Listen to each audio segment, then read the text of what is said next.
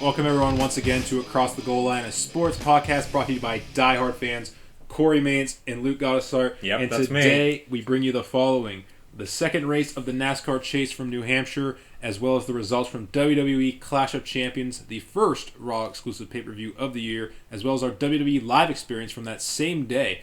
And to cap things off this week, we'll take a look back at the previous week of football from both the college and the NFL, as well as make our picks for the upcoming week. And before we begin anything today, we would like to pay respects to both Arnold Palmer and Jose Fernandez, both of which have passed away over the weekend. The King was 87 and the Marlins ace was 24. And to pay respects, we'll have a short moment of silence here.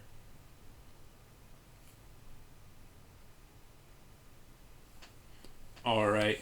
And so without any further ado, let's kick things off with some NASCAR. And for that, I'll toss it over to Luke. Yeah, NASCAR was at New Hampshire, as Corey said there. Kevin Harvick won, second or third win of the season, I believe. Like I said last week, I really haven't been watching NASCAR since football's been back, so been losing some memory about racing. But anyways, Kevin Harvick won, and they're at Dover next week. Was pretty much all I want to say, because if you didn't see anything on social media, I don't kick it over to WWE. Start that. Because if you didn't see anything on social media, I met The Miz. I was so excited. It was awesome, no pun intended. I met The Miz. We went to a WWE Live event over in State College at the Bryce Jordan Center. It was on Sunday at 1 o'clock. Then they had Clash of Champions later that night from Indianapolis, as we've talked about the past couple weeks a lot. But met him at Texas Roadhouse, of all places, too. Like I said, it was awesome. I really don't know what to say. It's been a couple days, but I'm still so. I was shocked I met him. Yeah. It was. I don't even know what to say. Like I said. Yeah, saw him there too. Really. He was really my first celebrity I've met. Yeah, I saw him at the Texas Roadhouse too. A little different situation. Me and my family, we went into the Texas Roadhouse. He was already sitting down there. He might have been finished with his meal possibly, because he'd left not too long after we got there and saw him and stuff. But yeah, we walk in, there he is just sitting up there. He's kind of close to the front there. So that's one of the first things we see as we walk in, is just The Miz sitting at with Texas Maurice. Roadhouse with Maurice. With Maurice's wife. I walked in and then didn't even see him sitting there. And we sit down right behind him. And my uncle says, "Look, there's The Miz." I said, "No, it's not." I look over, Maurice is standing up. I'm like, "Oh, bleep, that is her, and then that is him." And then he turned his head around a little bit, because he probably obviously saw me walk in. I was wearing my wrestling gear. In fact, I was not wearing any Miz stuff either. I was wearing my Shinsuke Nakamura hat and a Bray Wyatt t-shirt. And I sat down and noticed it was him. Like I said, "Oh, bleep, it is him." And Maurice had started to walk out, so that's why I did not get a picture with her. And then he stood up. I hollered, "Mike, The Miz," because his name's Mike Mizanin. That's where The Miz comes from, if you did not know that. And he looked back and noticed it was me hollering at him. And I said, "Can I get a picture?" And he said, yeah. He motioned me to come up and whatnot. And I went up and took my picture. And my phone was dead at this point. I had totally forgot, because I was taking videos and pictures and stuff from the event, which you can check out the videos on Facebook. I uploaded them the other day. But yeah, he was nice enough to let me get a picture with him, and my uncle had to take the picture because, like I said, my phone was dead. And then he walked out, and I was still in shock that I just met The Miz, and everybody around me is asking me, who was that, and I had to explain who it was. So he was sitting there the whole time eating, and no one knew that a celebrity was sitting 10, 15 feet away from him. And if it wasn't for me walking in, really, I don't think those people, obviously they wouldn't have asked me, who he was. But yeah, like I said, I don't even know what to say. I'm rambling on. I don't even think I'm making sense right now because I'm still so excited that I met him. You can check out the picture on our Facebook, Twitter, and Instagram pages, and then you can check them out on my Facebook, Twitter, and Instagram pages as well. So, yeah, I met the Miz, got my picture taken with him. Corey was already at Texas Roadhouse, and they told me that they were there, but I didn't know that because my phone was dead, so I didn't get that message till I got home. But I obviously saw him when they were leaving, and then they said they talked to him too, but they didn't get a picture with him. And then I showed him the picture because I know Corey's a big Miz fan.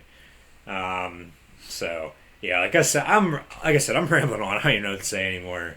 I'm just so excited, that I met the Miz. Yeah. Otherwise, so Miz, if you're out there listening, sorry to cut you off. Yeah, it's alright. I cut you off all the time on here. If Miz is out there listening to us, and I'm gonna tag him in our tweet when we upload this tomorrow, being Thursday. Recording on Wednesdays now, if you did not know that. And see if he likes it, retweets it. I doubt he will because he never retweets anything on Twitter. He never likes anything on Twitter either. He does respond to stuff. But we'll have to see. He hasn't done anything in that nature towards back to me yet. So, yeah. I met the Miz, of all people. No offense, that came out wrong. And of all places, Texas Roadhouse. Yeah, so we'll end on the Miz there unless you have something else to say. I know we have a lot more to talk about from the live event and Clash Champions, but that was it made my day, really. Yeah. Because Penn State lost the day before. They got their ass kicked. And then the Steelers played the next day, the same day as the live event, and they got their ass kicked too. So meeting the Miz, it made up for it. Yeah, you go into Texas Roadhouse. It was the first match of the day there. Yeah, taking on Dolph Ziggler. So he got in a non-title match, which was kind of weird because like Ziggler after the match was like, "Oh, did I win the title? Did I win the title?" It was kind of weird. Because like he was like motioning to Charles Robinson, who was the ref. He's like, "Oh, the title's mine, right? I won." No, you didn't, Dolph. So that was kind of weird. For that, at least I would say all the matches were. I mean, what you would probably expect from a WWE live event being my first. I mean, simple matches. I mean, of course, playing to the crowd more so than anything else. Yeah. Because of course, it's not on TV. Obviously, It's more of an intimate environment. So. There's actually more people there than I thought there was going to be. Because recently WWE coming into town, they really haven't drawn as big of a crowd as what they used to. But there was a lot of people, more people than there than when I expected. For sure, there was a whole bunch of people there. I mean, yeah, I guess there was. Now that I look at it. I mean, like if you look at the seating around us and stuff, like you could see there's a lot of empty seats and stuff. They're in the higher sections. All the lower sections are packed, mostly of John Cena fans, obviously. Little kids, John Cena fans. Yeah, that place went nuts whenever he came out. When John Cena came out for the main event, that's what everyone was waiting for there, for sure. That's probably a big reason why there was a lot of a draw there, because it was SmackDown only. John Cena is on SmackDown, obviously. And AJ Styles. Of course. I mean, of course, most people weren't there for AJ Styles. A lot of the older people, I'm sure, were there for AJ Styles more so than anything else. Yeah, us. And everyone else, but of course, all the little kids, of course, John Cena. You can't see me, yeah. But yeah, pretty simple matches. A lot of pandering to the crowd by everyone, pretty much, the heels and faces, especially the Miz, who we'll talk about again. He did great because I met him. That's why we're going to be talking about it. I mean, he did great as he always does, playing that heel character going at the crowd. I mean, oh yeah. He was the best one at it, especially on that day for sure, at least at the live event. But otherwise, everything else was kind of just a regular old match, like nothing special. You don't expect that at a WWE live event, I don't think, though. Great main event though, triple threat match for the WWE the World Championship, or I guess I should say. Triple threat match: Dean Ambrose, AJ Styles, John Cena. Of course, Styles wins because, of course, we know he's defending the title at No Mercy against those three. Less than 2 weeks away already. And it's a live event. Titles don't normally change hands on live events. Normally with live events, they're wrestling each other, so they get used to going through the moves, the finishes, and how that match will, also, go. They're at the pay-per-view. Also, some of the spots that they want to do, some of the the pandering to the crowd stuff that they want to try out. They try it out at the live events, see how it goes over with the crowd there, and they try to take it to the main stage. I even saw some of the stuff that some of the people did at the live event on SmackDown here on Tuesday. I saw some people doing some of the stuff they did there. Yep. Live events are definitely like kind of the experimental ground for the superstars, I think, trying to add new things to the repertoire, do more stuff, try to get the crowd into it, I guess. But otherwise, pretty happy got to be a part of it and get into it, I guess you could say. I mean, I wasn't like super like, I wasn't like cheering or like yelling things or anything. Some people were. The people behind us were cheering a whole bunch of stuff. They're being really snarky and stuff. They're talking about we did not sit together, so he's telling me this for the first time today. But like the guy behind it, Nikki Bella came out. He's like Brie mode. He yelled it, and he's saying how John Cena is the reason why she's at the top of the women's division, and why she has something else as an example, saying how during the tag match they don't know who Jimmy and Jay are. They can't tell them apart. Talking about Rikishi being the father and how he didn't love them or whatever. And how he did not love them. Yeah. He's like, American Alpha, you're all right. But like, that's one guy behind us. How old was this guy? I have to guess college age. I think he went to the school. I think. Okay. If I had to guess, I think there was a whole bunch of people behind us. I think that went to the school actually. It wasn't me, was it? No, it wasn't you. But yeah, that guy was going in on everyone, chanting and trying to get chants started even. Yeah. There's a couple people around me too that tried to get chants started. They did somewhat, but yeah, but I mean. I'd have to say I was happy? I was happy with it, yeah. I was too. Excuse me. Need to drink some more Arnie Palmer. But I was actually surprised American Alpha was there. I knew all the SmackDown people were going to be there, but I didn't think they're the only people that I didn't think were going to be there. And then Jack Swagger as well. He just came over from Raw the week before, literally not even a whole week. And he's wrestling live events already for SmackDown. But Baron Corbin beat Swagger, and then Heath Slater, baby, and Rhino beat American Alpha, the Usos, and Breezango, however the hell you want to pronounce it. And then Apollo Crews wrestled Eric Rowan, which I thought was funny. I thought he was going to be wrestling somebody else. Bray Wyatt was there. And then he interfered, and then Kane came out. And like I said, you can check out all these entrance videos on our Facebook page. I took videos. That's another thing I was surprised at. Kane got a huge pop there. He did. I was surprised. He did. Because Kane... It's Kane. I mean, he's been around, and that's the big reason, I think. Whenever, WWE would always come to the Bryce Jordan Center back when the Bryce Jordan Center first opened up back in 1996, they were coming for Raw twice a year. That place would be packed with, it would be packed to the brim, and everybody would have a sign. If you go watch stuff on the WWE Network from, Bryce Jordan Center, you got to look it up online to see when they were there, and then you just got to go find the date in the network archives. Kane would always be a, top guy in State College in Central Pennsylvania here, so. I don't really know what it is, but it just always has been. Well, especially like on this, like he's a guy that like young or old people know because he's been around so long. Yeah. So, I mean, and he's generally well liked as a wrestler in general. I mean, of course he's like naturally like a heel, a bad guy, whatever, but he's more of a face, I would say, amongst the fans. Yeah. So like he's naturally cheerable, I guess you could say. But that was the biggest thing I was shocked with. I mean, of course I was thinking Randy Orton, but like, oh, he can't be because he was facing Brock the night before. In Chicago. So he would have had to fly in, which wasn't going to happen. Yeah. But yeah, either way, very surprised with that Kane pop, though. And then, Paul Crews faced Rowan, and then, excuse me, did you know Corey, too? Did you watch SmackDown last night? I did. Okay, you did. I did, too. Did you know, in the locker room area there where they were doing the Randy Orton, Bray Wyatt, we're going off track here. We're talking about SmackDown, though, so it all makes sense. and Bray Wyatt was there on Sunday. Orton was not. But did you know the same locker room there where they were doing that little, what do you want to call it, vignette promo video? I don't know what you want to call it. It was the same place where the Mick Foley and Undertaker boiler room incident took place back in the late 90s. Boiler Room Brawl? Yeah. The actual match? Like the Boiler Room Brawl? Where they filmed they filmed that Mick Foley promo. Oh, a promo. Yeah. Okay. I thought you meant the actual match. No, not the actual match. Where Mick Foley... All right. Yeah, so I thought that was pretty interesting. I saw that on Twitter last night.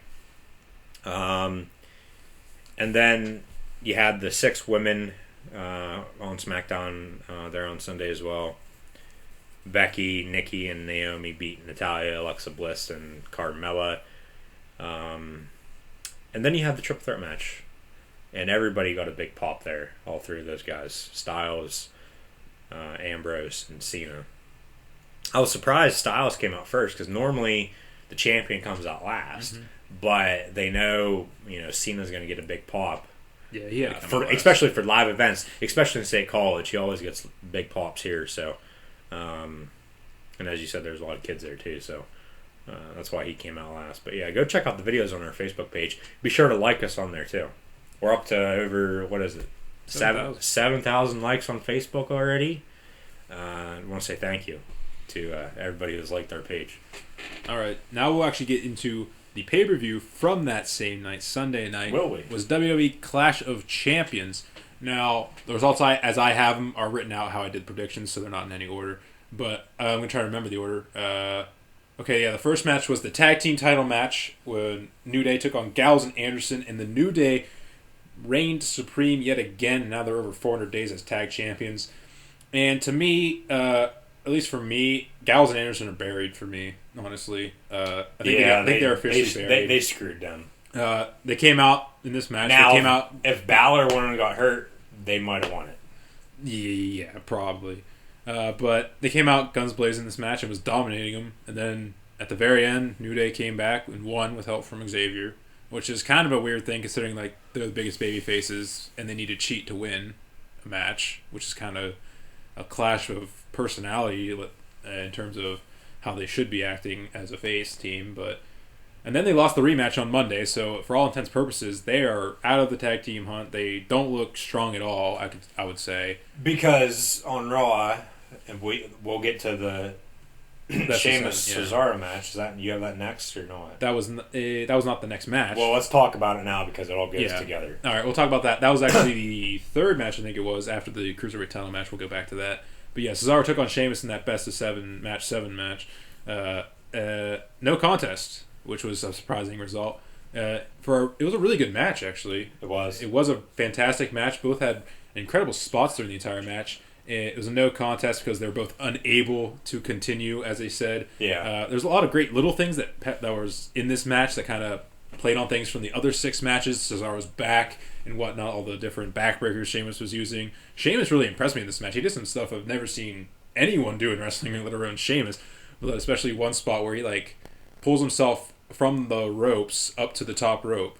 He's from a sitting position, grabs the top rope, flips himself over onto the top rope. And I thought that was really impressive from a guy like Sheamus, who's huge, and to do that kind of like almost a cruiserweight type thing. But and then Cesaro nearly killed himself with a suicide dive, kind of bringing why that's called a suicide dive. He landed straight on his head almost on a suicide dive.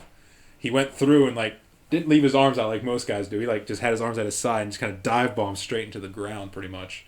He luckily landed mostly on his shoulder and neck area, but when you watch Raw, you saw the kinesio tape on his arm and shoulder and stuff. He's kind of stretching it out and trying to crack his neck or whatever, playing off of that.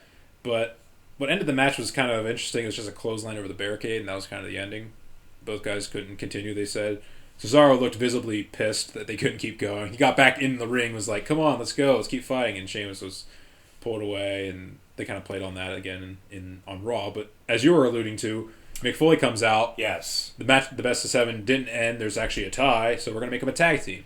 And now they're going to be contending for the tag titles here in the near future. And that's why Gallows and Anderson are buried right now. And they'll be going up against the New Day now. So going back very to soon, the tag team, they might have another tag team squash championship match. Yeah, who'd they face on Monday night? Jobbers. Yeah. They face Jobbers on Monday night.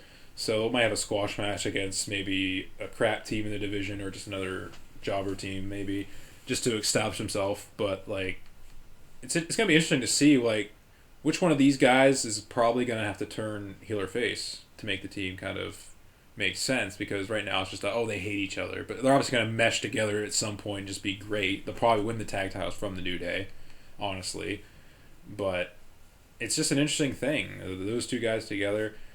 Some people thought that might have been what they were going to do after the match was ended. Some people are saying they were in their own reviews that maybe Cesaro and Sheamus will be a tag team, which they are now.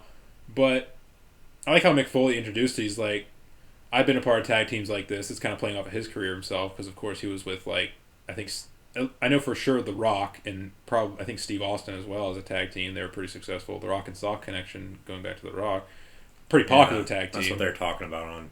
Well, that's at least what Michael Cole was talking about. Like that's what they're alluding to. But he reads off script every single week, so. Well, that's what Mick Foley was alluding to in the promo for that. Yeah. But, yeah. Nevertheless, no contest for what I thought was probably one of the best matches of the night. So I kind of lowered it down for me in the end. So the next match that was in chronological order after the New Day and Gallows and Anderson, though, we skipped over it to talk about the storylines, keep it continuous.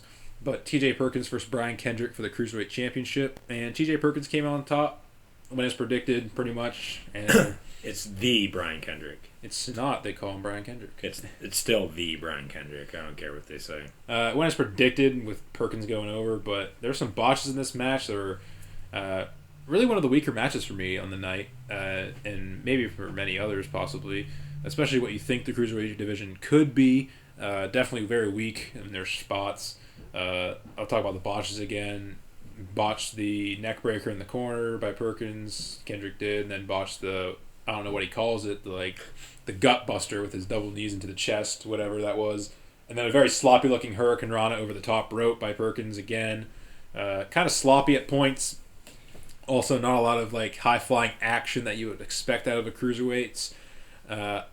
So it wasn't that good. Also, the crowd wasn't really into it because, of course, Perkins wasn't on Raw the previous week, which is kind of weird. You didn't feature the champion. I think that kind of hurt him in getting people to care about him for this match. As actually, a lot of people cheered for the heel Kendrick in this one, actually. A lot of people were cheering for Kendrick. Well, he's been around, that's why. Oh, yeah, that's the reason why he was in this match, obviously, as an established member of the WWE roster at one point. But he kept the feud going, though, and on Raw also, but at the end of the match, they gave the handshake, which is kind of like the thing the Cruiserweights are doing now. They're being like super respectful, like handshakes at the beginning of the match, and then at the end of the match, both are in the ring, and then the one team gets their arms raised or whatever. One guy gets his arm raised.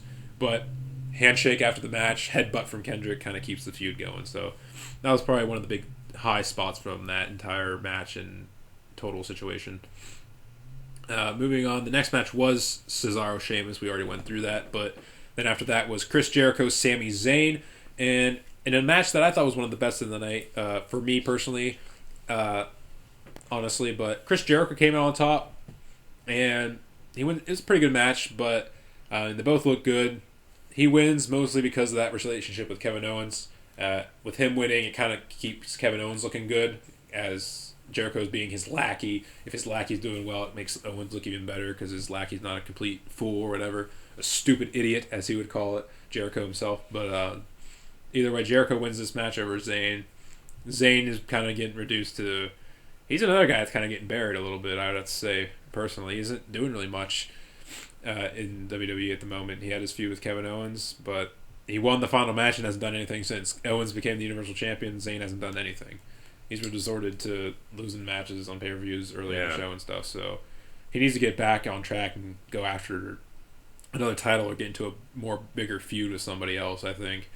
Because the way he's going right now, he is getting close to being just straight buried in jobber-like material at this point.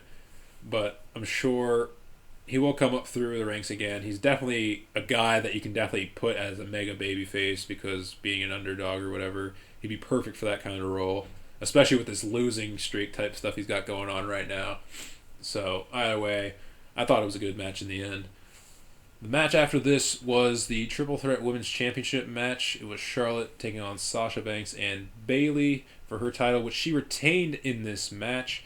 And she does it once again in a very well put on triple threat. All three women are, of course, capable of putting on a good match.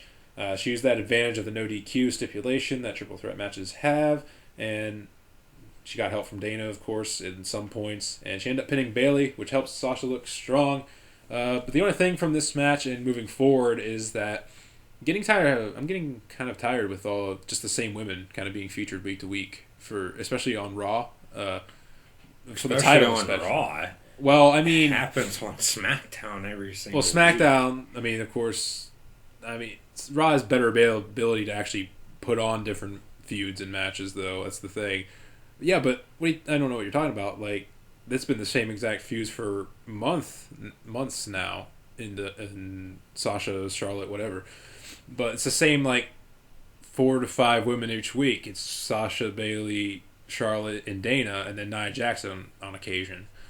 So it's just the same 5. I know SmackDown does it, but they kind of need to, though, almost. At least they needed to.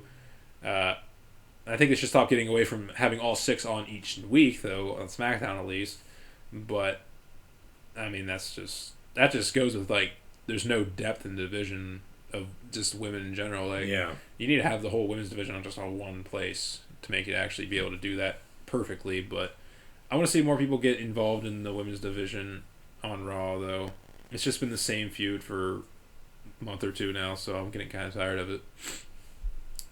Co-main event, in terms of the card at least, Roman Reigns taking on Rusev for the United States Championship, and Roman Reigns wins the U.S. title in a match that I felt was pretty good throughout. It had a very slow build, though, but then a grand ending there, kind of all came to a head at the end.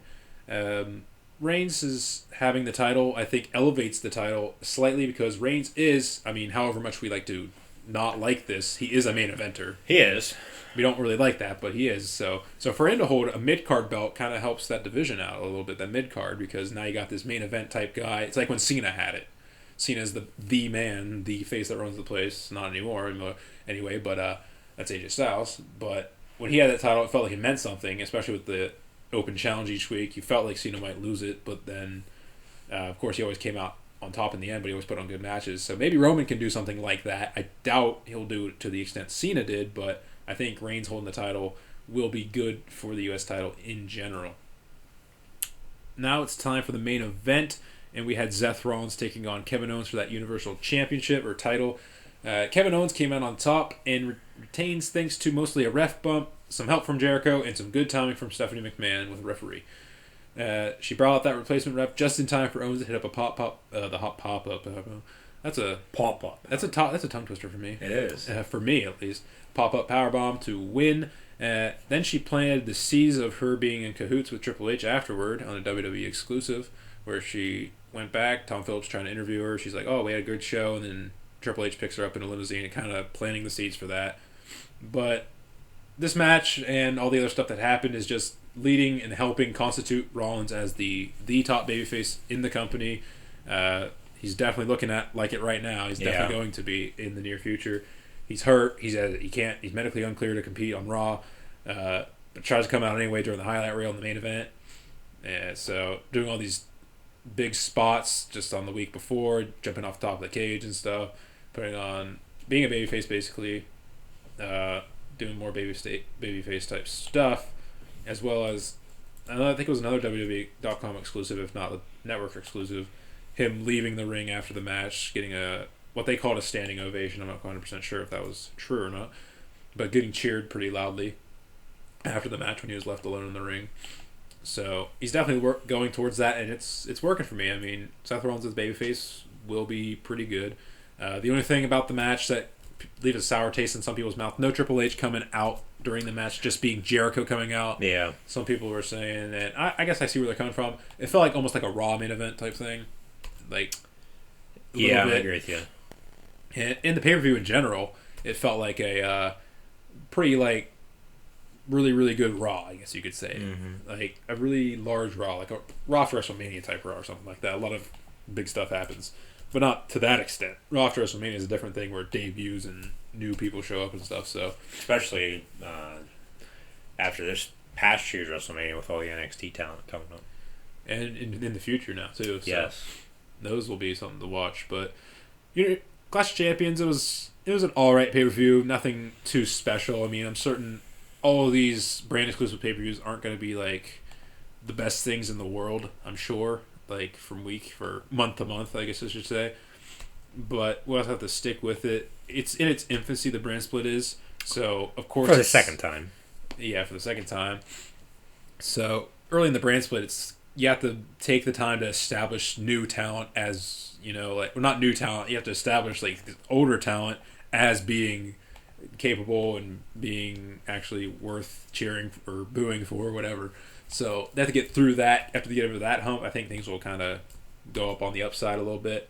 Of course, we got Survivor Series coming up here. We'll have the mixed pay-per-view, the whole just one big pay-per-view with both companies in it, or both shows in it, or whatever. Both brands.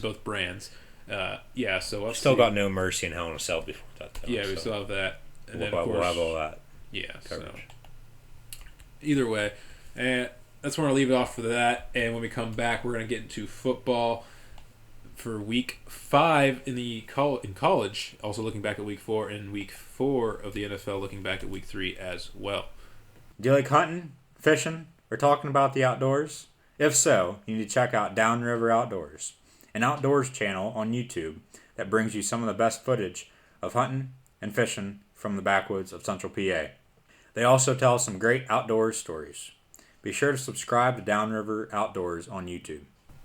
All right, welcome back, and we're going to go into week 4 of college football. Looking back at week 4. Well, you said going into week. Yeah, we're going into week 4, looking back at it as well. All right. I guess I kind of confused you there. Yeah, sorry. Either way, pretty good week for college football. 4 more ranked versus ranked matchups on this week, week 4. We'll take a look at this as we typically do. Luke, best upset from this week. I know there really wasn't any of them, but what do you think was the biggest upset, I guess? A&M over Arkansas. I didn't think A&M was deserving of their 10th ranked. Being ranked in the top 10, I should say. Arkansas was better going in on paper, but obviously A&M won on the field. So, as you said, there really wasn't any. So I'd have to say A&M over Arkansas. A&M over Arkansas, even though the rankings suggest otherwise. It's more of a personal one for you. Yeah, because I picked Arkansas. I like Bielema, and then I think I know what you're about ready to say. There was two games that were they were upsets really with ranked over ranked teams. What was it? The Ole Miss over beat Georgia. It was 23-12. And Georgia hasn't been looking good anyway. And then we both picked Ole Miss in that game anyway. Yes, we did. I didn't think it'd been that big of a blowout, but still. What was the other game? Wisconsin, Michigan State. Wisconsin over Michigan State. 11 which is over mine, 8. by the way. That's my pick for the biggest upset because of just the margin of victory. Like no one thought that they would. Not a lot of people thought they would win, let alone win by that much. Of course. Yeah. So that's kind of the reason why. That, of course, again, just three rankings separating the two. It's not really a huge upset on paper if you just look at it at face value. The only real upset you could say is LSU losing to Auburn, ranked wise. Yeah, and, speaking of LSU, all this stuff was going together this week for me. I don't know about you, because my best game was probably that LSU Auburn game, and then the team that disappointed. Well, the team that impressed would be Wisconsin, and then the team that disappointed would be LSU, because there really wasn't any huge upsets like we said and whatnot. So, I mean. Did anybody watch the LSU game? If you did, let us know what you thought, because it looked like you got the snap off, but then, you go back and watch replay. A couple seconds went by when the clock said 0, and then they actually got it right, so I, give the refs credit on that. And just think, if LSU would have won that game, Les Miles wouldn't have got fired probably. Who knows, though? So Les Miles is on the market now for another head coaching job. Penn State, if you're out there listening, give the guy a call. James Franklin's not cutting it right now, but everything takes time. If they don't improve any by the end of the season, you need to fire him and get a hold of Les. I'm sure Beaver Stadium grass is better than Tiger Stadium grass. He loves to eat grass during games. But yeah, the best game. Going back to the best game too. Like I said, all this goes around in a circle and relates to each other this week. Best game, LSU Auburn. It came down to the wire. It came down to the last seconds, and they didn't get the snap off. But then they made a hell of a catch in the corner of the end zone. It was like a Santonio Holmes catch from Super Bowl 43 when the Steelers beat the Cardinals. And whatnot, but then impressed would be Wisconsin, because both of us picked Michigan State. They just came off a big win at Notre Dame in South Bend the week before, won by 8, 36-28, and then they're at home this week against Wisconsin. Alex Hornibrook came into the game midway the week before against Georgia State, who they almost lost to. Wisconsin almost loses to Georgia State, but then they beat a top 10 team on the road in Michigan State. Just doesn't make any sense at all. But they did impress some. So yeah, those are mine. I didn't mean to cut you off there. Like I said earlier, I cut you off all the time. But going back, if you want to talk about biggest upset, best game. Yeah, I'll move on to best game. Disappointing. Some other games, of course, the LSU-Auburn game was a really good game. Florida-Tennessee was a pretty good game. Tennessee had to come back. They were down quite a bit. Washington-Arizona, very close game, went overtime there late. And that kind of goes back into a circle also, because Washington's my most disappointing team from this week. Well, I mean, not the most disappointing, but they were a disappointment for me this week. Top 10 team, you squeaked by on the road against Arizona. In overtime. In overtime. Like, you could have easily lost that game. Stanford also had a close one against UCLA. I know UCLA is very capable of beating teams like Stanford also, but LSU can't really argue with that. They lost to Auburn there.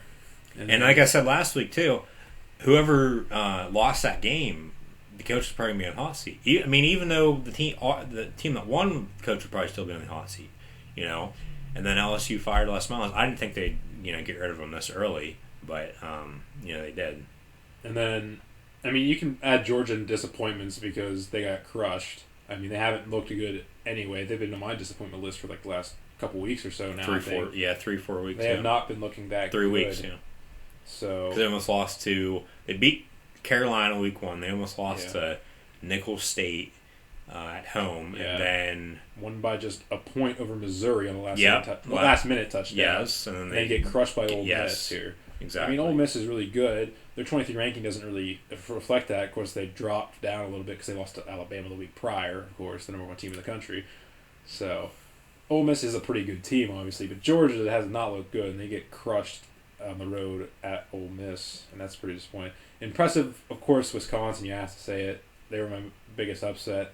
Just going out there and pretty much taking it to Michigan State is very impressive, and that makes this game this week now, you're going to go to Michigan now this week, it makes that game a little bit more interesting now, I would have to say, with Wisconsin beating Michigan State the way they did. Could be a preview of the Big Ten Championship game come December. We'll also have the ACC Championship game preview here probably.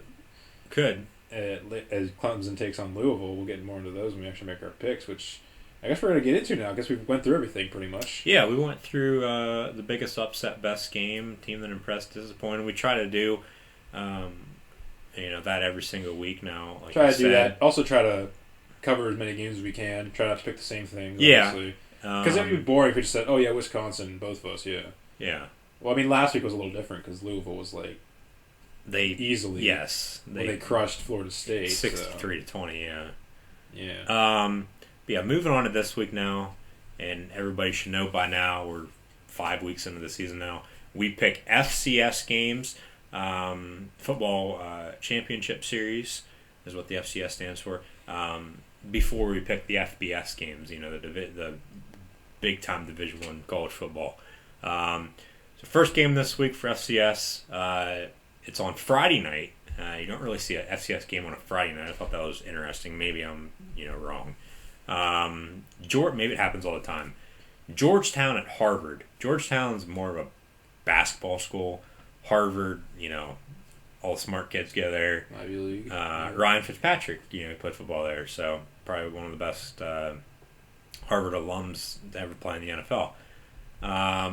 I have Harvard in this game. I also have Harvard being at home. I definitely would associate Harvard more as a football school than Georgetown, I would have to say. Oh, for sure. I didn't even know Georgetown had a football school, to be honest with you, until a couple years ago. You didn't even know they had a football program? No, because I always thought they were, just big time in basketball. And they're, outside of Washington, D.C., really where is there to play a football game for college? Yeah. In D.C., other than Landover, Maryland, where the Washington Redskins play. And hell, that's not even in the District of Columbia. That's in Maryland. Well, I mean, of course. So everything in the district. So yeah. Either way, yeah. So yeah, next game. Next game, Delaware at James Madison. We've had Delaware on here a couple times already. Yes. I've picked them. You picked against them last week, or 2 weeks ago maybe, whenever they played Delaware State. And I don't know why you did, because Delaware State played Missouri this past week, Corey. Missouri beat them 79-0. No, I picked Delaware against Delaware State. I know I did. I'm pretty sure you picked Delaware State. We'll have to go back and look. No, I've picked Delaware each time they've been on. I picked them and they lost the week prior. Anyways, we'll have to go back and look. They did play Delaware State. Delaware did a couple weeks ago, and Delaware State lost Missouri 79-0. They played 10-minute quarters in the second half, and that's like the third time now this season teams have done that. But going back to this week's games, Delaware is at James Madison. James Madison's at home. I have the Dukes in this one. Both teams are undefeated too, by the way. I'll go Delaware. You're I gonna go picked Delaware? I keep picking Delaware, so. At least I think you picked Delaware State a couple weeks ago. I could be wrong. We'll have to go back and check the tape. Next is Stephen F. Austin at Sam Houston State. Battle of the generals from the Alamo. SF Austin, more of a basketball school, in my opinion. Sorry about that. Sam Houston State's been good at the FCS level for football the past couple years, so I'm going to have to take Sam Houston State. Yeah, I'll have to concur with your sentiments on that. Also being at home, I do like to pick the home team a lot. I would have to say, especially last week I picked the home team a lot, both college and NFL. I think I picked almost every game with the home team. So I like my home field advantage. All right. Next is Prairie View A&M at Grambling State. Grambling State.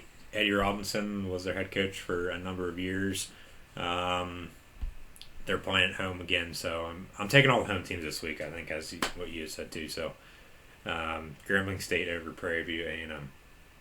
Or are you going to change your mind and go? I'll go home team. You're going to go home team again? You're going to take Grambling State? All right. Now moving on to the FBS. By the way, for FCS, I went 1-2 last week, and you went 2-1. We're both 8-3 on the year on that. FBS, I went 8-6. Corey went 11-3. I'm 32-22 on the year, and he's 37-17 on the year.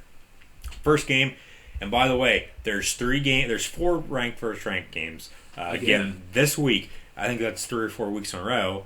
And then it's actually the first time there's 3 games ranked versus ranked teams that are in the top 10 since 2002. Found that sad and interesting because 2002 was about the time that I actually remember watching football for the first time. I've been to football games before that, but 2001, 2002 was when I remember watching football for the first time.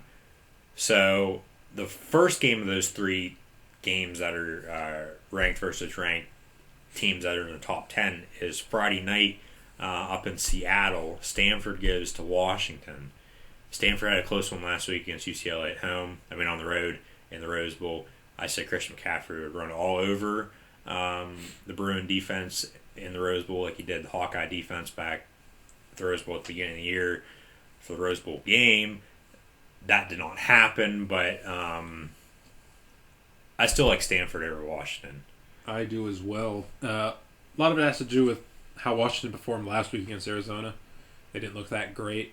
Stanford, of course, they didn't look special. They had a pretty close game with UCLA, but I think Stanford still is definitely the better of the two teams in this one, even on the road. Ryan Burns, Stanford Cardinal quarterback, has really impressed a lot of people. He had to wait his time, and I talked about that a couple weeks ago.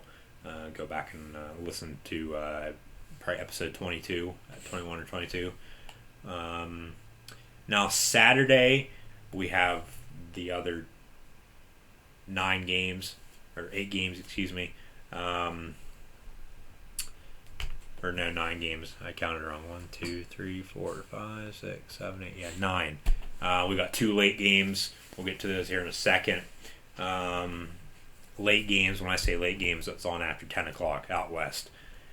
But first, on Saturday, Big 12 matchup, Texas at Oklahoma State. Texas, really, they've impressed a lot of people this year. That Cal game 2 weeks ago now. I think was Texas off last week. I believe they were. I believe they were because I don't remember what's the word I want to use. Looking up or seeing that they had a game, but they go to Stillwater. Oklahoma State really disappointed me last week too, losing to Baylor. I thought they would bounce back after beating Pitt the week after they lost Central Michigan at home, but I think Texas is just too good for the Cowboys right now. Yeah, Oklahoma State, they're a team that if a couple things go their way, they're maybe even undefeated, or at least 3-1. Because, of course, they lost on a Hail Mary, Central Michigan there. Yeah, on a play that should never happen. And, I mean, of course, they could have lost that game against Pittsburgh, too, though. Yeah, they won by a touchdown, yeah. But then they lost to Baylor last week here. Yes, they're 2-2. They could easily be 3-1, or still at 2-2. Or 1-3. 1-3 even, yeah. But Texas losing, they lost to Cal at Zip. They've looked pretty well. Good, I guess, not well.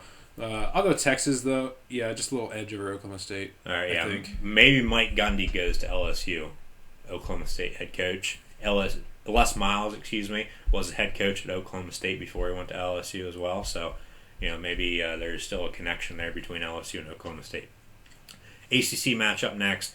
Mark Richt goes to Atlanta, takes his Hurricanes to Atlanta to play Georgia Tech and Paul Johnson. I took Georgia Tech last week to defeat Clemson. That obviously didn't happen. They got blown out on Thursday night last week. But Miami is looking real good right now, back to where they were, in years prior. The dominance of the U. Georgia, still, they made a big mistake. I'll say that again, getting rid of Mark Richt. And Kirby Smart, you got to give the guy a chance at Georgia too. So maybe that's why, Georgia's, slow right now, but slow and steady wins the race. So in this matchup, Miami. Yeah, for all the talk I did about during the FCS there about picking home teams, I'm picking just straight away teams in FCS. Yeah, on this three one, in a row. I'm picking Miami in this one. I haven't seen much from Miami. They're not a team I haven't gotten a lot of media coverage, I guess you could say, so far. They're kind of silently working their way up the ranks here at 14 now. Yeah. Georgia Tech, they're all right. Of course, they lost to Clemson just the week prior there. But yeah, Miami, I guess I'm not really quite sure how good they are for my eyes. I haven't seen them really. But I'll have to take the faith and say, they're 14th in the country. That has to mean something, right? So I'll have to go Miami over Georgia Tech. All right, next, SEC matchup. We're in the first week of October now, folks. It's going to be conference matchups, the rest of the way through the season, more than likely. You might get a week the SEC plays some FCS teams towards the end of the year, but we'll have to see about that come that time.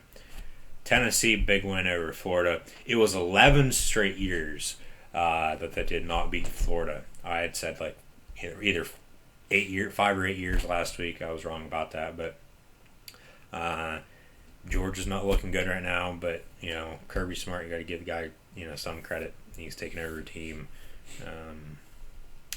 that's not been as good as what Georgia's been in years prior.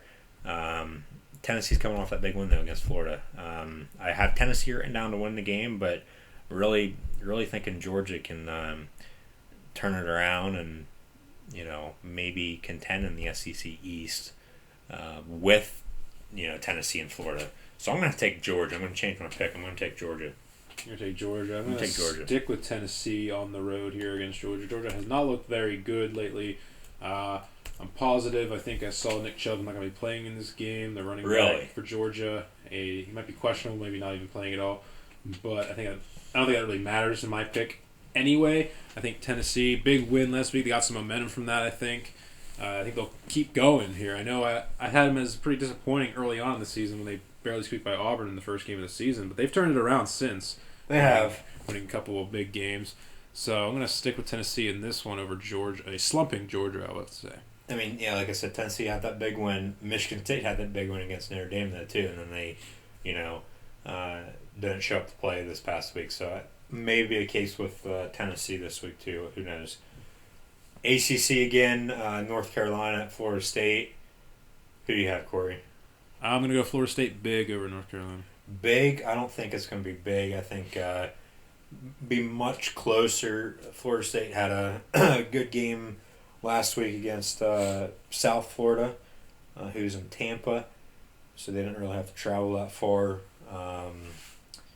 They really didn't have to travel that far when they played Ole Miss in Orlando. They got down. I think North Carolina gets up. I think the same thing as what that Florida State Ole Miss game was on Labor Day. North Carolina gets up just as Ole Miss did, and then Florida State has to come back.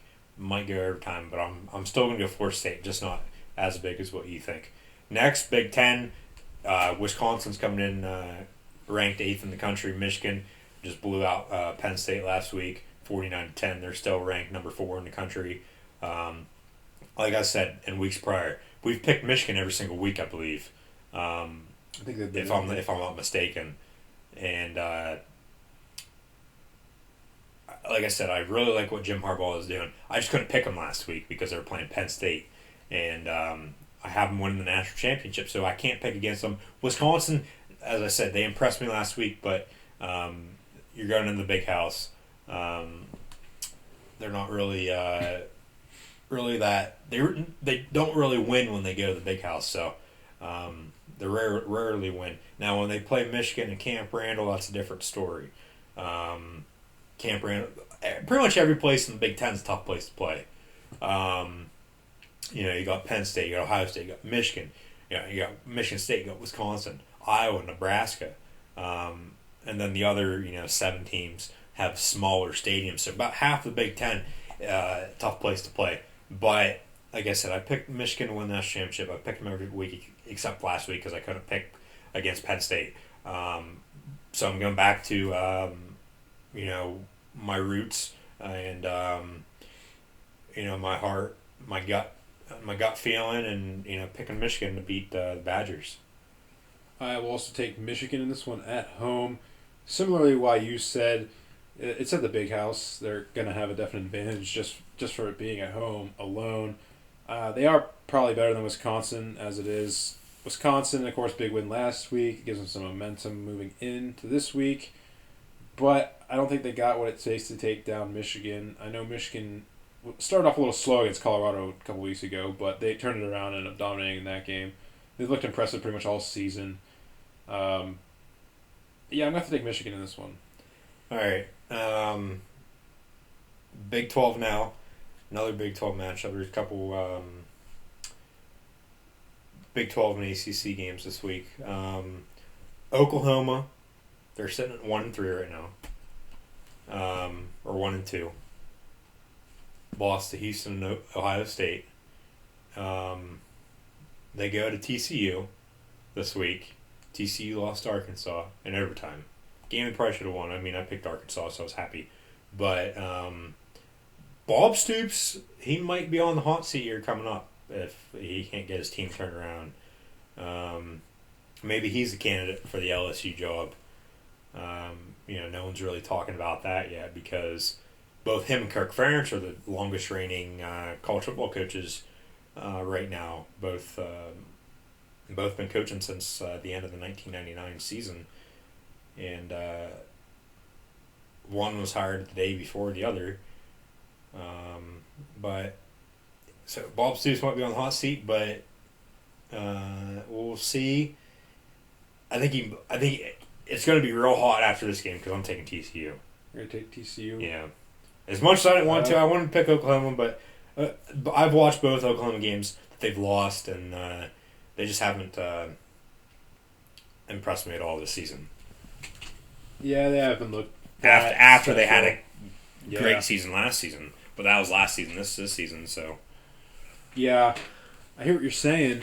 I think you might have swayed me here. I do have Oklahoma written down initially here, but yeah, looking back, they did not look good in those two losses. Of course, they were good teams in Houston and Ohio State, but still, they were supposed to be one of those top teams themselves. Yeah, they were preseason ranked number 3, and then they lost in the first week, and then they lost again the week prior to Ohio State, or 2 weeks ago, whatever. Yeah, 2 weeks ago. They were off. Both Ohio State and Oklahoma were off last week. There was 17 teams off last week. I think there's only 7 off this week.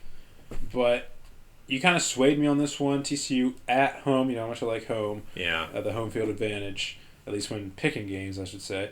But, yeah, the Oklahoma's not looked good in bigger games. They need this one to turn their season around, but I'll go TCU. I mean, you are wearing purple too, Corey. I am wearing purple. You're wearing a purple sweatshirt, so I think that might have had a factor into it too. I don't know. Next, probably the game of the week. 3 against 5. We'll save the game I have written down before that, right after this. And this is where College Game Day is at this week. Lamar Jackson and Louisville go to Death Valley and visit Dabo Swinney and Deshaun Watson and the Clemson Tigers. Clemson is 2-0 all time against Louisville. Lamar Jackson has, I don't know how many touchdowns this season. It's like 25 or something. He's ridiculous. I really don't know who to pick in this game, to be honest.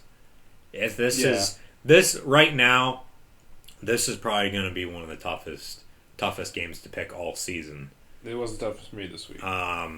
Unless there's going to be a matchup down the road, 1 versus 2, which we might get that. We'll have to see. Ohio State, Michigan, keep it up. Exactly, that's what I'm trying to go. That's what I was trying to go towards. I'm going to pick Louisville, to break the 2-0 streak, 2-0 all-time streak against Clemson. Death Valley is a tough place to play. Dabo Swinney's going to have his guys fired up, ready to play, but Louisville's coming in hot. Lamar Jackson's coming in hot. He has, like you said, probably 25 touchdowns. Yeah, I think it is. And I don't even know the number because it's so many. It's just ridiculous. So I'm going to take Louisville. I'm taking Louisville, by the way. No home field advantage for Clemson. That's the reason why I think this game will be really, really close. That's what made this game really hard to pick. But I look at it. This is one of those games where I was talking about last week where Lamar Jackson has to show me something because this is a huge game on the road. The other game against Florida State, he was at home, of course. That kind of helped him out a little bit, I think. This will be a bigger game for him, I think, than that one, at least for proving that he's that good. But kind of sways me here. It depends how much they can slow down Lamar Jackson, Clemson, that is.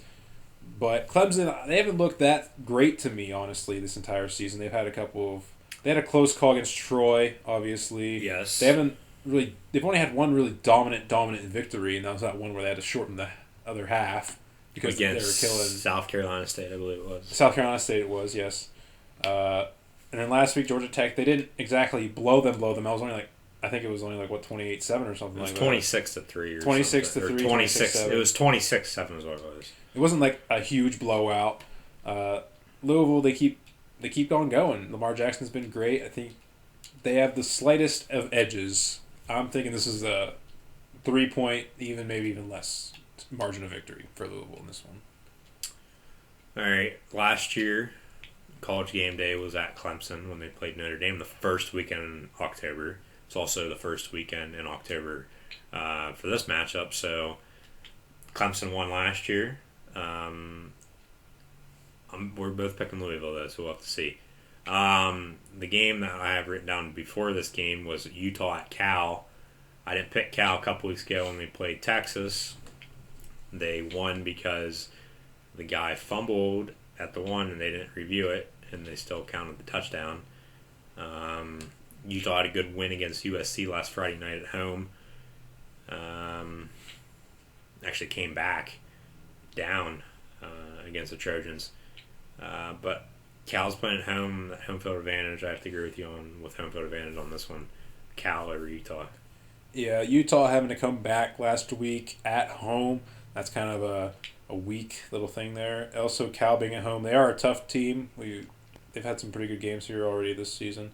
They're like 2-2, I think it is, but still they're a tough beat, and it's gonna be tough for Utah. They lost to San Diego State in a shootout. Yes. Yes. That's another thing. They've had a lot of shootouts, haven't they? Because the Texas game was kind of a shootout, high-scoring game.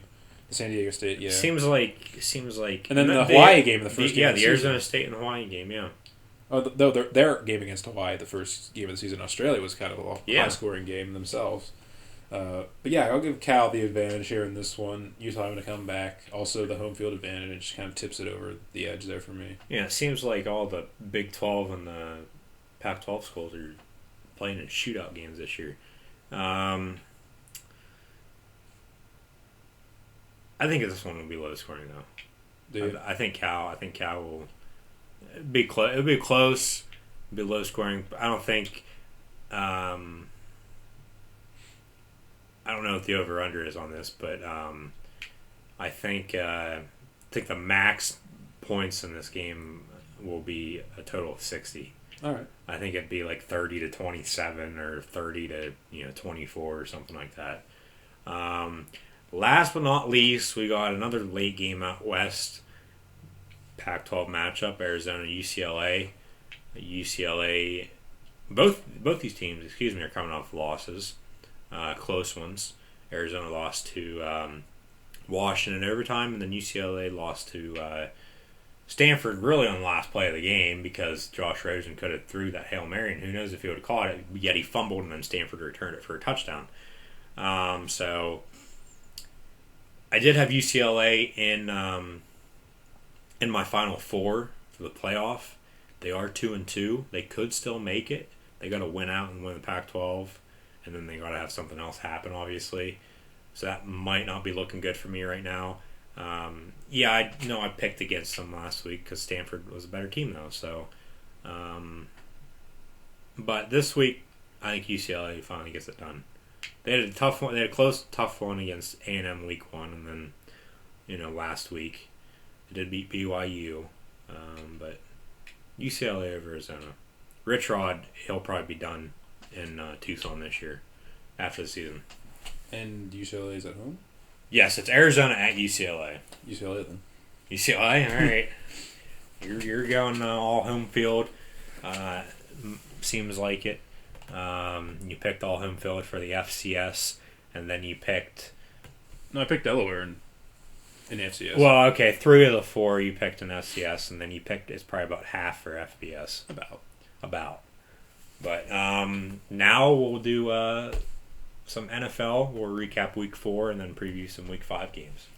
Yeah, looking back at last week, there's not a lot of the NFL, you can't really look at it and be like, there's upsets because there's not, so early in the season, you can't tell what's an upset and what's not, so we do kind of keep the same format for the NFL as we do in college. Biggest upset, there really wasn't many upsets. I know we can agree on the Patriots beating the Texans 27-0 is a pretty big upset, but you could have seen the Patriots winning this game, honestly, because it's Bill Belichick.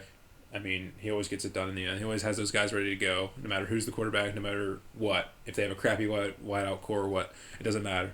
But also, the Vikings beating the Panthers in Charlotte is a big upset, I have to say. Vikings looking really good this season. They're 3-0, which is pretty shocking. They've beaten the Packers and the Panthers now. Especially with Sam Bradford as your quarterback and then losing Adrian Peterson for the season. Yes, so yeah, their defense is what's getting it done for them. They held Calvin Benjamin, the top wideout for Carolina, to no targets period. Yeah. So he screwed me in fantasy, but I still won, so I was happy but mad at the same time. Also, their defense had 8 sacks of Cam Newton in that game. That's impressive. Because so it's their defense that's getting it done. The Denver Broncos. That's how they won against Tennessee week 1.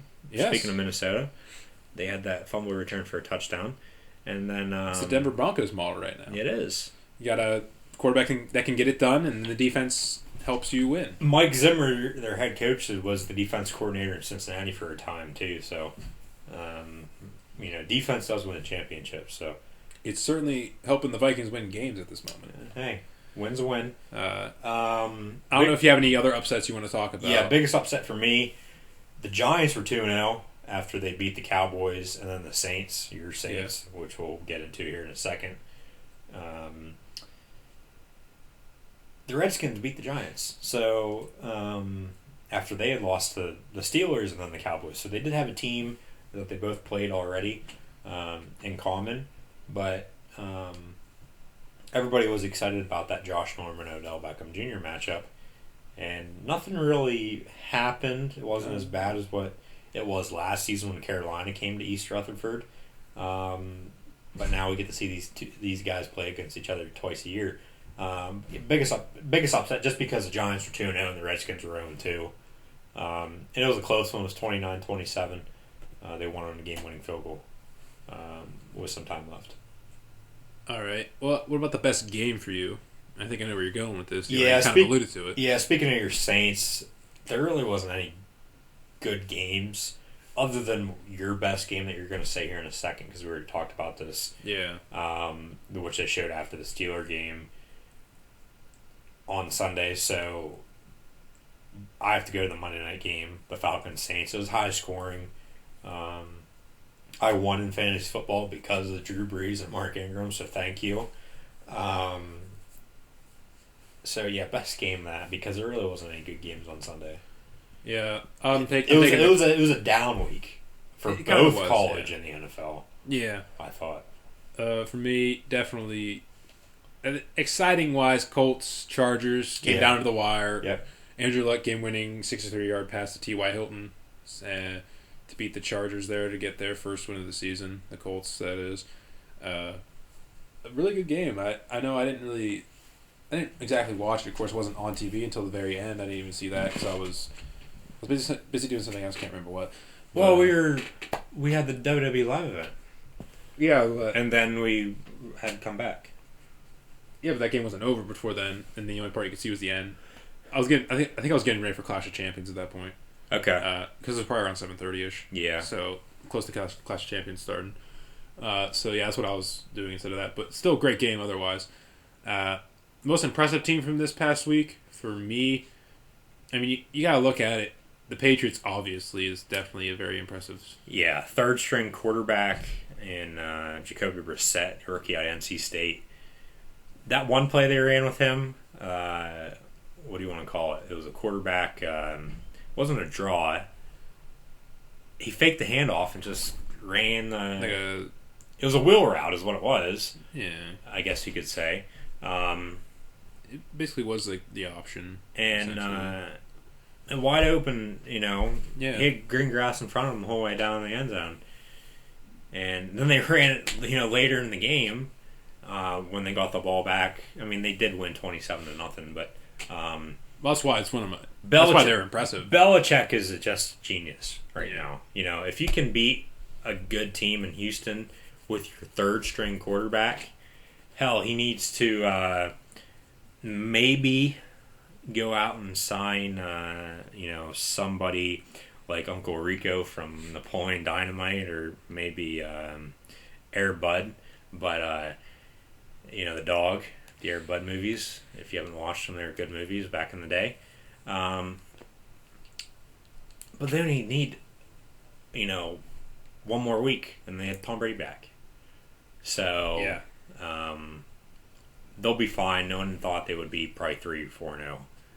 Definitely. I mean, for me, season, when we previewed, I felt like they would be like 1-3, 2-2, and then Tom Brady would lead them to glory. Yeah. In the end. Well, maybe it's the opposite. Maybe they get 4-0 without him, and they just, That won't happen. They look so impressive without him. It'd be hard to believe that true. When you get him back, anything will change, except for the quarterback play probably being elevated, of course, in general, because they've been relying on their LeGarrette Blount, especially last week.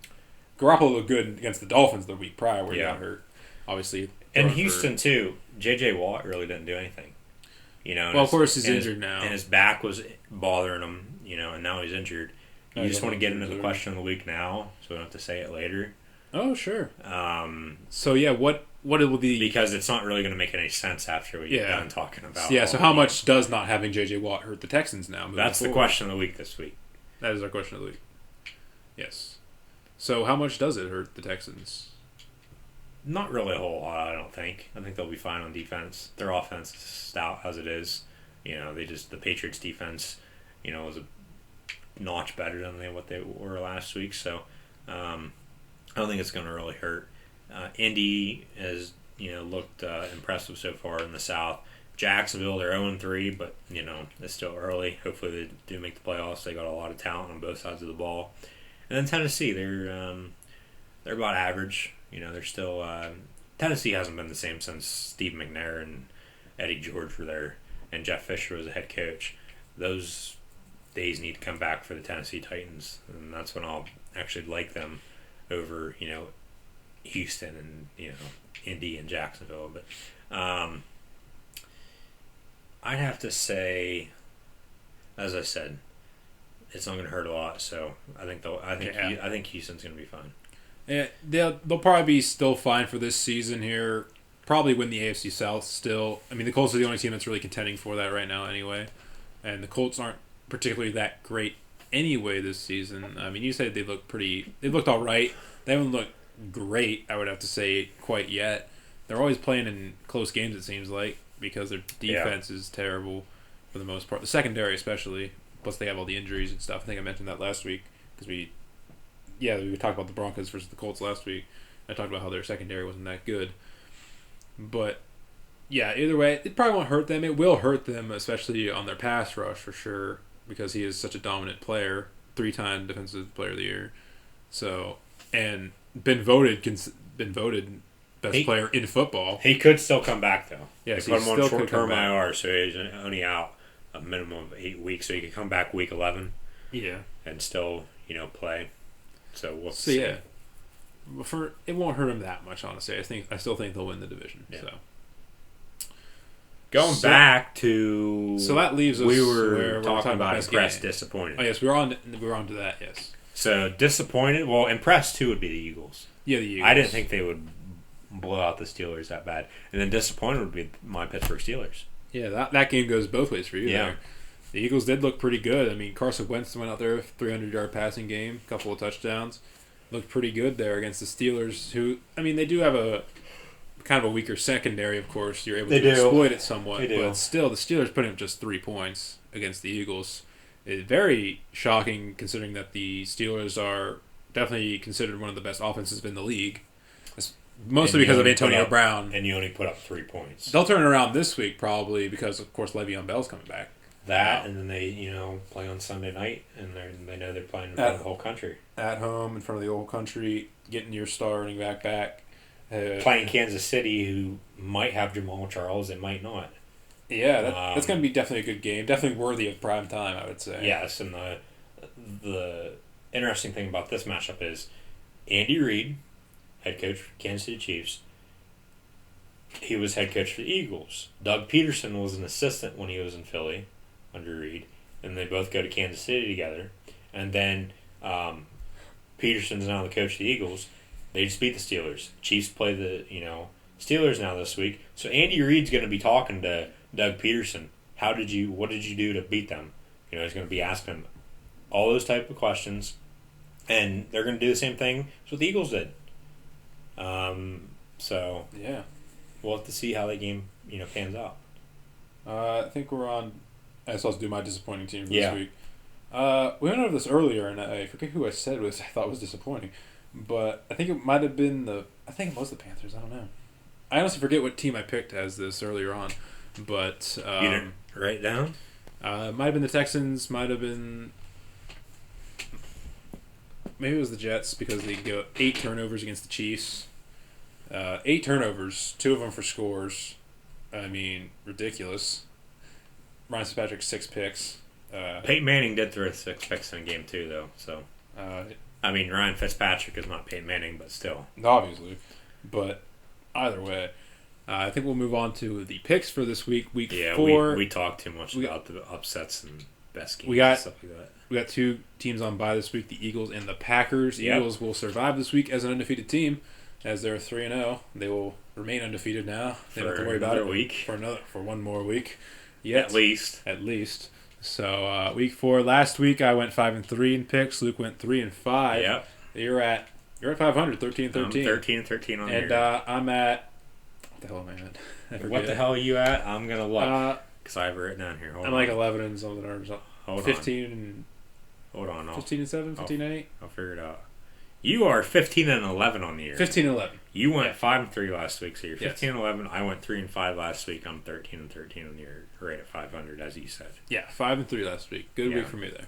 So 8 more sorry games. about that. 8 more games this week. As that's basically been what we're doing. We're somehow there's getting 8 games every about week. 8 or 9 games a week for the NFL. Yeah. And then about at least 8 to 15 for college, depending on the week. Yeah, so we'll start off this week, Thursday night, as we typically do. Dolphins at Bengals. I think this is a no-brainer. I think Bengals are going to beat the Dolphins here on Thursday night. I think it might be a drubbing, honestly. Yeah, as much as I don't want to pick Cincinnati, Miami's horrible. They beat the Browns last week. Yeah, the Browns. Barely. In overtime, so. In the game they easily could have lost, but Cody Yes. Parkey missed a 46-yarder. So, as much as I don't want to take Cincinnati, I got to. So Cincinnati over Miami. All right, Colts. They're playing at home too, so Playing at home. I mean, come on. You and your home field advantage this week. I'm looking at my picks right now. I'm actually half and half down, right down Half and the middle. But Colts I guess this game's not a home game either because it's Colts versus Jaguars in London. Yeah, it's a neutral site across the pond. But the Jaguars do play here all the time, seems like. But Yeah, they played there last year, and they played there like 2 years before that. So they're here all the time. But yeah, it almost is home, you could say, on some sort of occasion. yeah, I don't think there's a lot of Jacksonville Jaguars fans in London, England. Well, I doubt it. But I'll take the Colts in this one. They picked up their first win of the year last week against the Chargers. Jaguars, they seem like a team that's going to be like, they'll be able to contend with teams a lot, but they'll end up falling short in the end. I think this might be one of those games. I'm sure Blake Bortles will have a pretty good week, though, Hopefully. honestly, and the offense going against the Colts. I wouldn't be surprised if the Jaguars do win this game, though. Well, as you said, the Colts picked up their first one last week. I think the Jaguars pick up their first one this week. As I said, they played the Dolphins there last year, I believe, and beat them. The Jets played the Dolphins in London last year. The Jaguars played... Who did the Jaguars play in London? They played somebody. Played one of the other 31 teams in the NFL.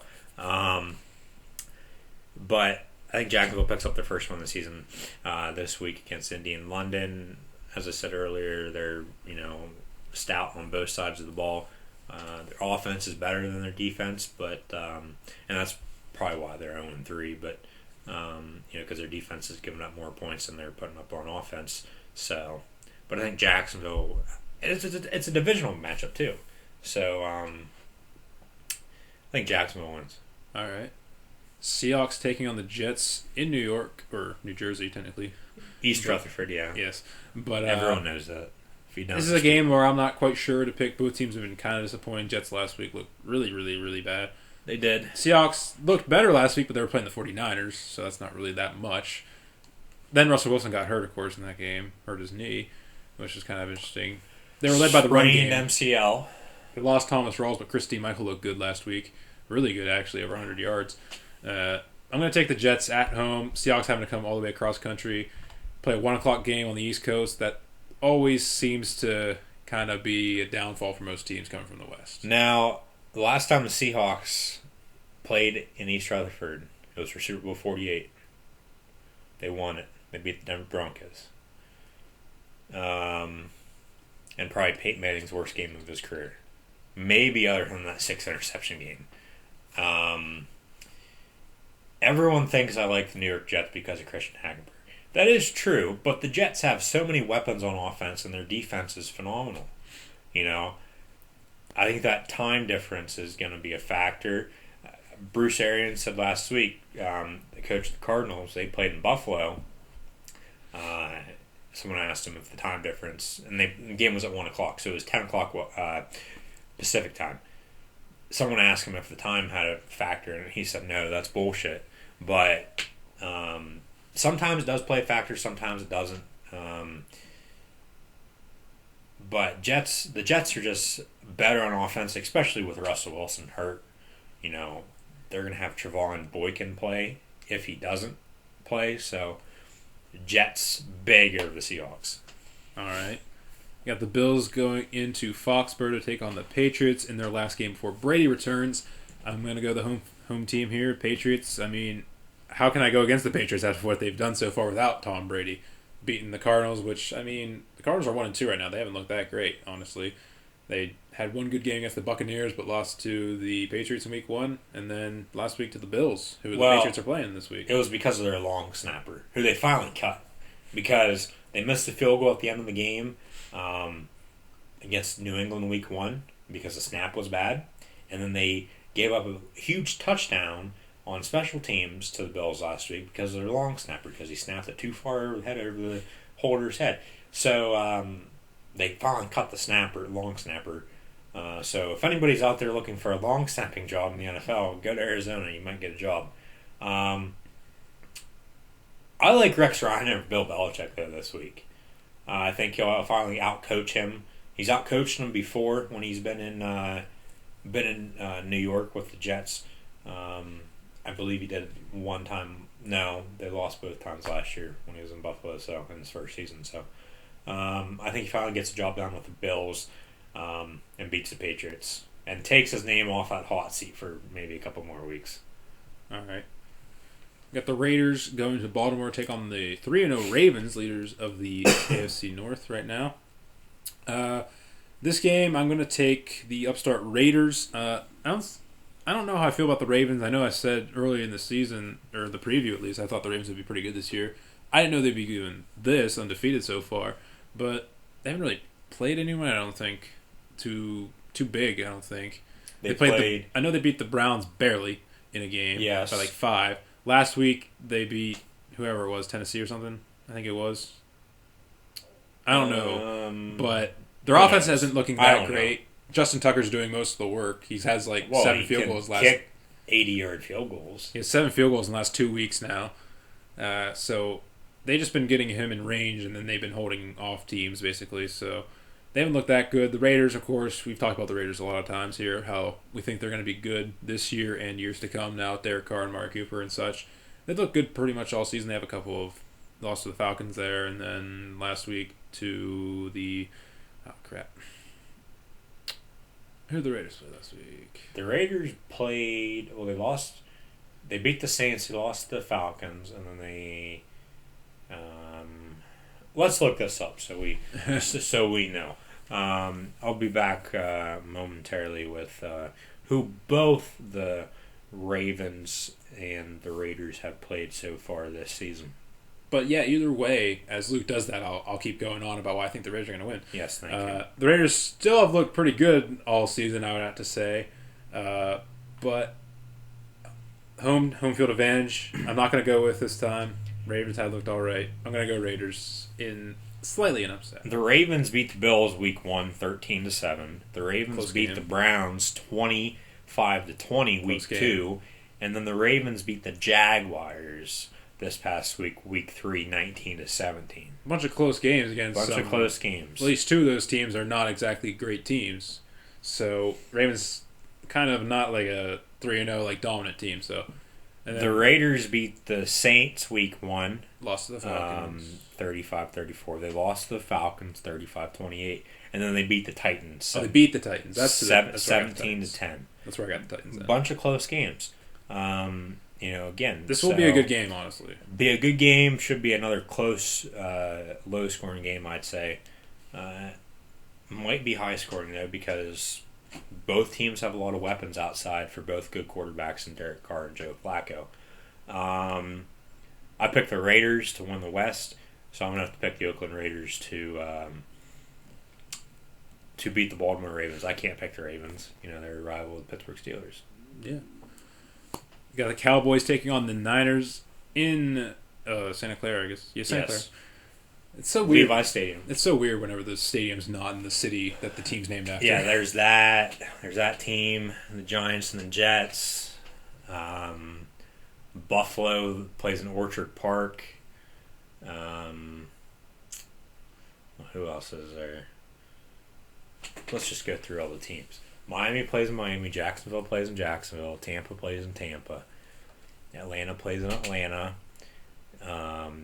Tennessee plays in Nashville. I mean, that's a... Well, it's a state. It's a state. Like New England's just like a general area. Yes. But they play in Massachusetts. Pittsburgh plays in Pittsburgh. Cincy plays in Cincy. Cleveland plays in Cleveland. Minnesota plays in Minneapolis. You look at the teams that have cities as their team. I'm just naming off every team, so it might be like that, it might not. Dallas plays in Dallas. Arizona is a state. They play in Phoenix, Glendale. Washington plays in Maryland. They do play in Landover, Maryland, so Washington's another. Seattle plays in Seattle. San Francisco plays in Santa Clara. LA plays in LA now. Yes. St. Louis played in St. Louis when they were there. Is that it? Did I name everybody? Arizona plays in Arizona. I did name Arizona. All right. I named all the teams. Good. All right. I believe I did. But yeah, Cowboys, Niners. No, I didn't. I know I didn't. I forgot Indy. Well, they play at Lucas Oil in Indy. In Indianapolis, yeah. But Cowboys, Niners, and I'm sure will be the game of the week Chiefs, on Fox. But and the Cowboys, Ravens, I'm going to pick the Cowboys in this one. I forgot a lot of teams. I'm taking the Cowboys in this one. They looked pretty good all season so far. Dak Prescott at the helm. He's looking pretty good. He hasn't turned the ball over at all. He's playing real well. Last week he threw his first passing touchdown of the year and his career even. I guess you could in the say. regular season, yeah. Regular season, of course. But yeah, they look pretty good with those two rookies leading the way, Ezekiel Elliott and Dak Prescott. So I like them over the Niners. 5 words. Okay. Dakota Prescott over Chip Kelly. Okay. Enough said. Cowboys over Niners. Another easy pick right here. Chiefs take on the Steelers. That matchup, too, is a matchup of the teams that are tied for second in Super Bowl wins with 5 apiece. Right behind Pittsburgh, who we're going to talk about now, with 6. Which is seems to be always the easiest pick in the world. For both you, of us. Yeah. Well, for both of us. Yeah, that's true. Okay. I cut you off. Whenever we pick the Steelers, it's the one game that we don't really analyze at all because we don't really want to analyze anything because we're going to pick whatever team we want. I mean, you're going to pick the Steelers, I'm going to pick the Chiefs. So we'll just leave it at that. Well, yeah, I picked the Steelers, and you pick whatever team they're playing. Yes. Yeah, so, Pittsburgh, you're going Kansas City. Monday night game is what? Giants going to Minnesota to take on the Vikings. I like the Vikings in this one. They're 3-0. Then You're going all purple teams today. It has to be that sweatshirt. I didn't pick the Ravens. Well, they're black, too. Well, I mean, Vikings are black and yellow, or purple and yellow. TCU is white. More purple than yellow. Yeah, I know what you're saying, I guess. But anyway, the new stadium, they've looked pretty good, honestly. Shocking 3-0 team again to go along with like the Ravens and even the Eagles as a shocking team that's still undefeated. Giants, don't really know what to say about them. They're just an average team. They're nothing too special, honestly. Yeah. They've looked all right at times. Big loss to Washington last week. So at home, Vikings. especially. Vikings at home. You're taking Vikings at home. Yeah. Like I said, it has to be that purple, and it has to be because you're playing at home. Because you've picked, I don't know how many teams at home this week. But I'm going to take the team that's on the road. I'm going to take the New York Giants. They should have beat the Redskins last week. They beat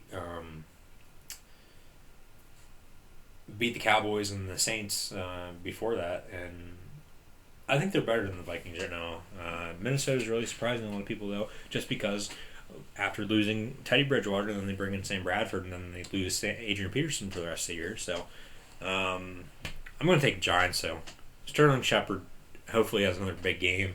I've started him every single week except for last week, and he still had a big game, so I was mad. So that's why I lost in one of my fantasy leagues. He's really their number 2 guy behind as of right now, behind Odell Beckham because he's getting all the double coverage. And then they still got Victor Cruz. So he's a number 3 guy, but Eli goes to Shepard more than he does the other 2 guys at the moment. So Giants should be a good game Monday night. So Giants, you took the Vikings. I think that's it. That is it for this week on the NFL and across the goal line. Yeah. We already gave you the question of the week. If you didn't hear it, go back and listen to that. Because it's about J.J. Watt. It's about J.J. Watt. You'll see it on social media anyway. Yeah. So it is. Are the Texans all right without him, or something like that? Yeah. Are they good without him? Whatever. So go back and listen to it. You'll see it on social media, as Corey said. So yeah. Yeah, we're gonna wrap it up here across the goal line here this week. Subscribe to the YouTube channel if you haven't already. Like us on Facebook. Follow us on Twitter and Instagram at ATGL16. All those links available in the description of this video. Answer the question of the week on Facebook or Twitter by voting in our poll. And you can vote. You can follow Luke at Luke96 on Twitter and me at CMA14. You can check out that picture of me and the Miz too. And rest in peace, Arnold Palmer and Jose Fernandez too. Yes. Also, don't forget to buy our merch, which you can contact us about using all the social media platforms or emailing us at crossthegoalline2016@gmail.com. And for Luke Gossart and Corey Maines, and we'll see you on the next edition of Across the Goal Line live from the field. Peace out.